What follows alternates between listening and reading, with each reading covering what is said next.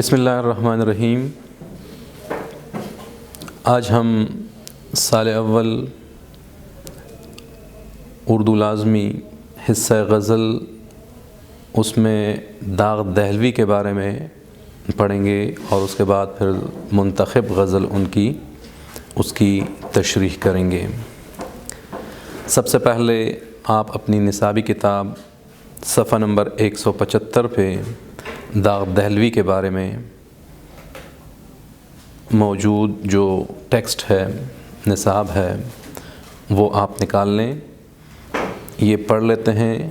اس کے بعد تھوڑی بہت داغ دہلوی کے بارے میں اضافی کچھ معلوماتی باتیں ہم آپس میں شیئر کریں گے تاکہ داغ دہلوی کی شخصیت اور ان کی شاعری کے حوالے سے ان کی خاصیتیں ہم پر واضح ہو سکیں۔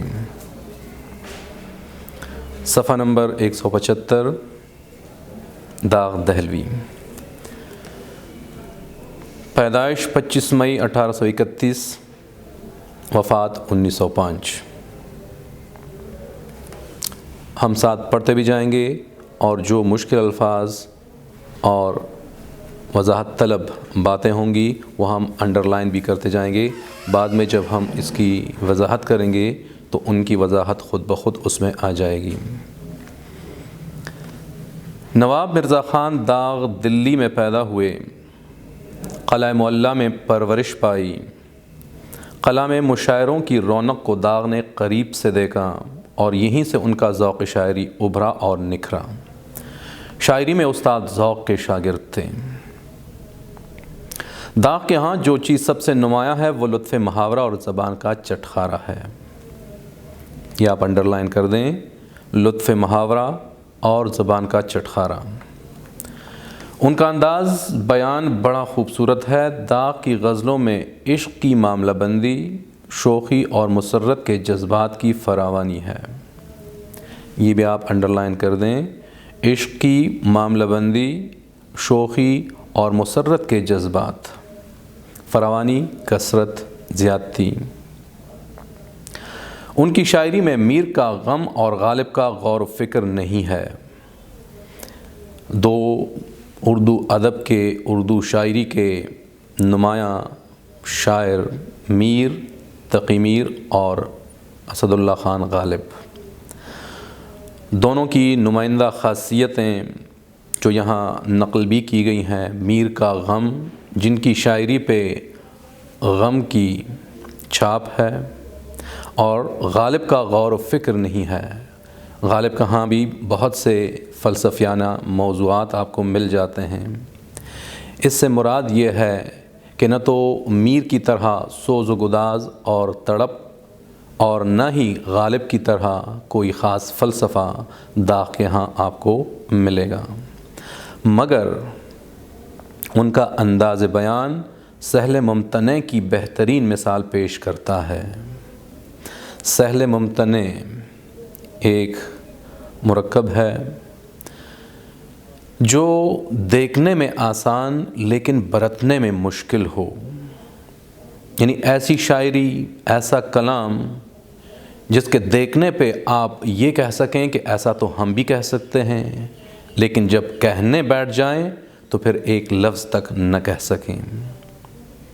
تو سہل ممتنع کی بہترین مثال پیش کرتا ہے، جس کی بدولت ان کی شاعری کو ایک خاص مقام حاصل ہوا ہے۔ ان کی زبان کو صنعت کا درجہ حاصل ہے۔ یہ بھی آپ انڈر لائن کر لیں، زبان کو صنعت کا درجہ حاصل ہے، یعنی داغ کے ہاں جو سب سے بڑی خاصیت اور اہم خاصیت ہے وہ ان کی زبان ہے۔ ان کا ایک امتیاز یہ بھی ہے کہ علامہ اقبال بھی انہیں اپنا کلام اصلاح کے لیے ارسال کیا کرتے تھے۔ داغ کے ہاں جو سب سے اہم بات جو دوسرے شاعروں میں نسبتاً کم پائی جاتی ہے وہ ان کے شاگرد ہیں۔ اردو شاعری میں شاید ہی کوئی ایسا شاعر ہو جس کے اتنی بڑی تعداد میں شاگرد موجود ہوں جتنے کہ داغ دہلوی کے تھے، اور یہ سب ان کی اسی زبان کی وجہ سے جس میں ان کو صنعت کا درجہ حاصل تھا۔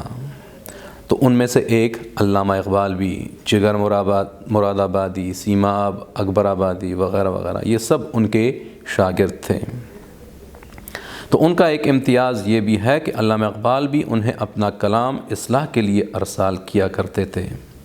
ان کی موت پر اقبال نے ایک پرتاثیر مرثیہ لکھا جس میں داغ کی شاعری کی خوبیاں بیان کی گئی ہیں۔ اردو غزل کی تاریخ میں داغ کو نمایاں مقام حاصل ہے۔ اردو زبان کے فروغ میں بھی ان کی شاعری کا بڑا حصہ ہے۔ داغ کا کلیات اردو شاعری کا قابل قدر سرمایہ ہے۔ مجموعہ کلام میں ماہتاب داغ، گلزار داغ، آفتاب داغ اور یادگار داغ یہ ان کے نمائندہ شعری مجموعے ہیں جو سب بعد میں کلیات کی شکل میں یکجا کیے گئے ہیں۔